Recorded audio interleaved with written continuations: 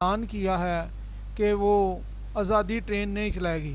आज़ादी ट्रेन जो है वो पाकिस्तान की सकाफ़त उजागर करती थी, जिसमें सिंध, बलूचिस्तान, KPK, पंजाब और वफाक के जो मॉडल्स थे, वहाँ की सकाफ़त थी, उसकी अक्कासी करती थी।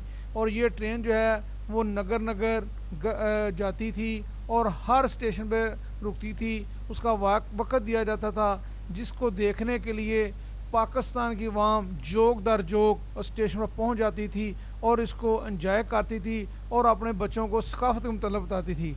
इस बार ट्रेन ना चलने से अवाम में मायूसी फैली है, मगर हम आपको मायूस नहीं करेंगे। हम आपको ट्रेन की अंदर और बाहर से सैर कराएंगे।